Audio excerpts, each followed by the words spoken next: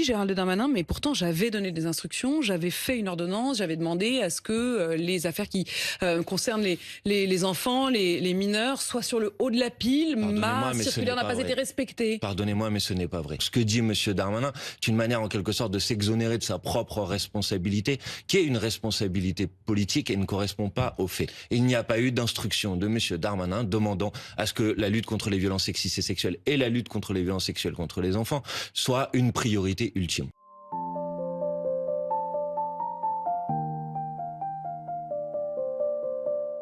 Le drame de Liana, vous l'avez entendu, Gérald Darmanin présente ses excuses à la famille de Liana. Il parle de dysfonctionnement. Laurent Nunez, ministre de l'Intérieur, reconnaît un échec, des dysfonctionnements, un manque de bon sens. Est-ce que tout cela suffit ?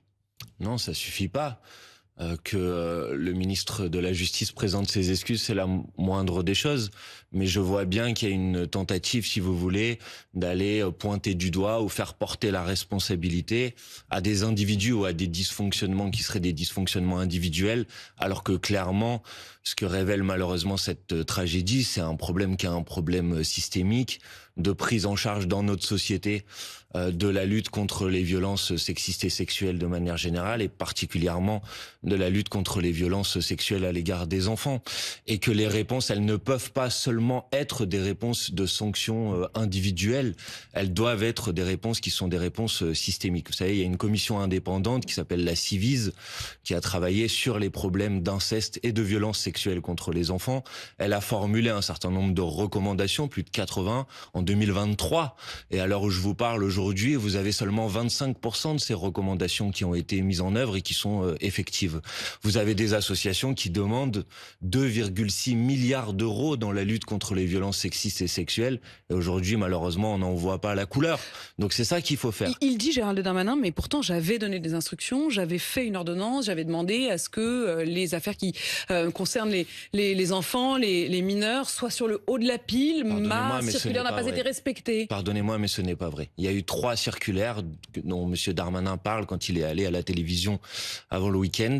La première de ces circulaires, elle mettait en haut de la pile des priorités la lutte contre le narcotrafic et elle mettait en deuxième point la question des violences contre les personnes. Et à l'intérieur de ce deuxième point, elle parlait des violences contre les enfants. Ensuite, il y a eu une deuxième circulaire qui parlait de la prise en charge et de l'accompagnement des victimes d'attaques contre les personnes. Troisième circulaire, elle parlait des violences sexuelles contre les enfants dans le cadre scolaire et dans le cadre périscolaire. Là, en l'occurrence, malheureusement, dans la tragédie de Liana, on ne parle pas du cadre scolaire ou périscolaire. Donc, ce que dit Monsieur Darmanin, c'est une manière en quelque sorte de s'exonérer de sa propre responsabilité, qui est une responsabilité politique et ne correspond pas aux faits. Et il n'y a pas eu d'instruction de Monsieur Darmanin demandant à ce que la lutte contre les violences sexistes et sexuelles et la lutte contre les violences sexuelles contre les enfants soit une priorité ultime. Il doit démissionner. Je trouve que, si vous voulez, il y a en Macronie ce sentiment que le pouvoir politique n'assume jamais ses propres responsabilités. Et quand on est ministre de la Justice aujourd'hui, quand on a été ministre de l'Intérieur avant, puisque la question qui est posée là, c'est l'articulation entre le travail de la police et le travail de la justice, donc la responsabilité du ministre de l'Intérieur et la responsabilité du ministre de la Justice.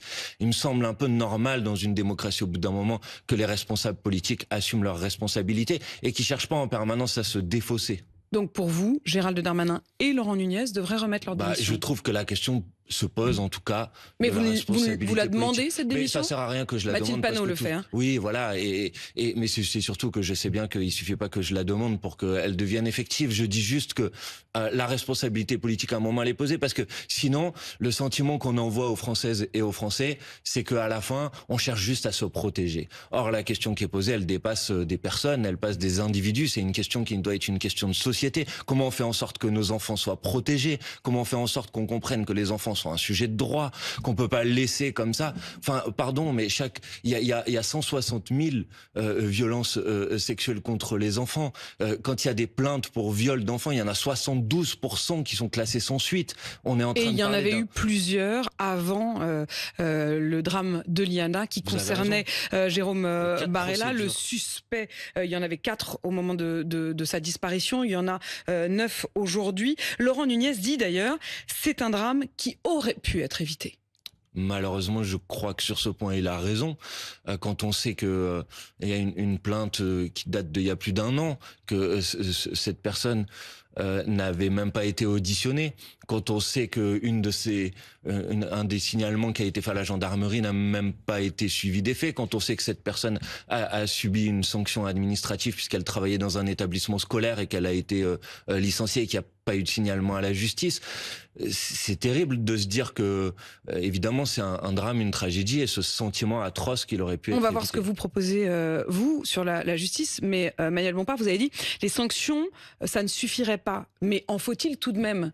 Des sanctions individuelles. Des sanctions individuelles. On parle de la va... question de la procureure d'Auch, on parle de la question de la responsabilité des uns et des autres qui n'ont pas forcément mis en lumière ce qui se passait, qui n'ont pas forcément tiré les conséquences, par exemple, de l'analyse médicale qui avait été faite sur l'une des petites filles qui a porté plainte. Est-ce qu'il faut des sanctions individuelles? Il y a une enquête administrative qui a été lancée, et cette enquête, elle va aller jusqu'à son terme. Si elle révèle qu'il y a eu des failles individuelles, elles peuvent donner lieu à des sanctions. Mais honnêtement, c'est une manière de prendre le problème qui ne le traite pas dans sa globalité. Sa globalité aujourd'hui... On va parler de la globalité, mais Manuel Bompard, êtes-vous opposé Non, je suis pas opposé, à je vous ai répondu. Si, il y a une enquête en cours, je vais pas la faire. Est-ce que les juges doivent davantage rendre compte de leurs actions? Tout le monde doit rendre compte, et les juges en particulier, dans la justice aussi.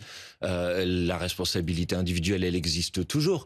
Vous avez entendu peut-être Bruno Retailleau qui demande une cour disciplinaire de la magistrature. Oui, en fait, si vous voulez, tous ces coups de communication, que je trouve d'un certain point de vue assez indécents d'ailleurs, comme quand Monsieur Darmanin nous dit aujourd'hui qu'il va réexaminer toutes les enquêtes en cours. La belle affaire, une fois qu'on les a examinées, s'il y a personne pour les prendre en charge et pour les traiter, qu'est-ce que ça va changer? Et puis il faut un drame et une tragédie. Il a cette expression, il dit, nous ne partirons pas en vacances, ni moi, ni les procureurs, tant que les 70 000 plaintes qui concernent des enfants ne seront pas examinées. C'est de la démagogie, parce que vous pouvez les examiner, mais il faut qu'elles soient prises en charge, il faut qu'il y ait une police judiciaire pour mener les enquêtes, il faut auditionner des personnes. Et puis quoi? C'est-à-dire qu'il faut une tragédie dans notre pays pour que les enquêtes suivent leur cours. C'est ça que nous dit Monsieur Darmanin. C'est-à-dire que s'il n'y a pas de drame ou pas de tragédie, c'est normal que les enquêtes soient là et qu'elles ne suivent pas les... Enfin, c'est absolument absurde. Donc, on a un problème qui est un problème de clochardisation absolue de la justice. Et quand j'entends le président de la République dire « je ne veux pas entendre parler de moyens », bah si, précisément. Évidemment que la solution, ce ne sont pas que des moyens. Mais la question des moyens, elle est centrale. Sur la clochardisation, on va en venir aux moyens que vous mettriez ou pas. Sur la clochardisation, c'est une expression qui avait été utilisée par Jean-Jacques Urvoas à l'époque où il était garde des Sceaux. Ce matin, je recevais le représentant de tous les procureurs de France, il est lui-même procureur de Chartres. Il disait pas question d'être les boucs émissaires dans cette histoire, mais deux, il disait pour autant non, il n'y a plus de clochardisation de la justice en France. Là, le problème, je veux bien qu'on parle de moyens, et il y a un vrai problème de moyens, mais là, le problème, c'est que il y a eu des procédures. Il y a eu, ne serait-ce que sur la plainte que l'on évoquait à l'instant, le 22 août dernier, une petite fille porte plainte avec sa maman. Le 11 septembre, il y a un examen médical qui conclut que les lésions qu'elle présente sur son corps corroborent son récit de viol. C'est pas une question de moyens, il est là le rapport, mais rien n'est fait derrière. Pourquoi rien n'est fait? C'est la question que là vous dites, c'est pas une question. Donc pour vous rien n'est fait parce que tout le monde est débordé, quoi. Pas seulement, peut-être, encore une fois, moi j'essaye d'avoir une vision qui est une vision complexe de cette situation dramatique. Mais quand je sais qu'il y a à peu près 3 procureurs pour 100 000 habitants en France, alors qu'il y en a 11 dans la moyenne de l'Union européenne, quand je sais qu'il y a 11 juges pour 100 000 habitants en France, alors qu'il y en a 22 dans la moyenne de l'Union européenne, quand je sais qu'il y a moins d'un greffier pour 100 000 habitants en France, alors qu'il y en a quasiment 15 dans la moyenne de l'Union européenne. C'est juste, tous ces chiffres sont justes. Oui, donc vous pouvez me dire il n'y a pas de problème de clochardisation de la justice, mais c'est pas moi qui le dis, c'est pas moi qui le dis, c'est le procureur national qui disait ce matin. Vous comprenez, je veux dire qu'on me dise le sujet, ce ne sont pas que les moyens, et y compris le sujet, ce ne sont pas que les moyens, parce que ne focaliser la discussion uniquement sur les moyens, c'est aussi, ne pas comprendre qu'il y a un problème de culture du viol, de culture patriarcale. On le voit bien. Et qu'il y a un continuum aujourd'hui entre les violences sexistes et sexuelles et dans les violences sexuelles contre les enfants. Ne pas comprendre qu'il y a des problèmes de formation, qu'il y a des problèmes de la parole de l'enfant qui n'est pas pris au sérieux, comme la parole d'une femme qui vient se plaindre n'est pas pris au sérieux. Ces questions-là, elles sont centrales. On a eu la parole et on a ensuite les preuves médicales matérielles. Une question quand même, le tribunal d'Auch, on peut pas dire que ce soit un des tribunaux les plus débordés, en tout cas c'est ce qu'il semble. C'est pas le tribunal de Paris ou le tribunal pour enfants de Bobigny.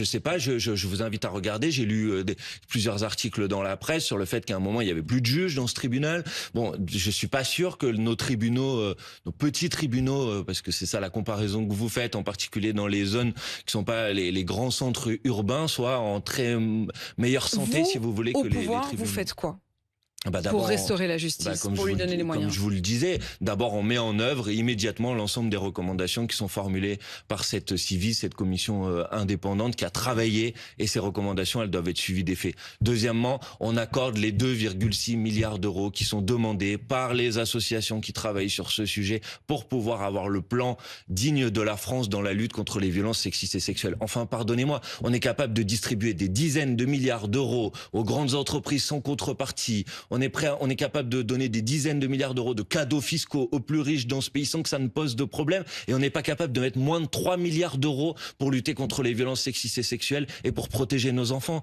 Voilà ce qu'on fait. On commence par ça. Et ça nécessite des enquêteurs supplémentaires. Ça nécessite des formations. Vous savez que quand un enfant vient parler, il faut qu'en face, il y ait un enquêteur qui soit formé. Qui soit capable de distinguer, de lui poser des questions spécialement. Je revoyais, regardez, j'avais un chiffre, je le retrouve plus, mais qui disait que aujourd'hui vous n'avez pas suffisamment d'enquêteurs qui sont formés pour entendre spécialement la parole pour la question du recueillement des enfants. Eh ben oui, et donc tout le monde peut le comprendre parce qu'un enfant, le faire parler, c'est difficile. Et donc bien souvent il y a ce sentiment, il doit raconter des bêtises, il doit dire n'importe quoi. Donc voilà ce qu'il faut faire. Il faut mettre ça sur la pile des priorités des politiques publiques. Est-ce qu'il faut un parquet spécialisé à l'image du parquet national financier, à l'image du parquet désormais contre le narcotrafic? C'est Dominique de Villepin qui propose cela. Dans le programme qu'on avait défendu déjà en 2022, là, pour l'élection présidentielle qui vient, vous savez, on est en train de travailler sur nos propositions, notre programme. Mais dans le programme de 2022, on mettait en place l'idée qu'il y ait en tout cas des équipes spécialisées qui prennent en charge et qui soient formées sur la question des violences sexistes et sexuelles et sur la question des violences sexuelles contre les enfants. Je trouve qu'effectivement, ça irait dans la bonne direction. Est-ce que vous irez ou est-ce que vous appelez à aller aux différents rassemblements ce soir, en particulier à Paris devant le ministère de la Justice, mais devant tous les tribunaux de France? Les insoumis, ils seront présents parce que évidemment, on partage cette peine et cette émotion. Après, on sera vigilant, si vous voulez, sur les messages pour participer à des rassemblements avec lesquels on partage les messages.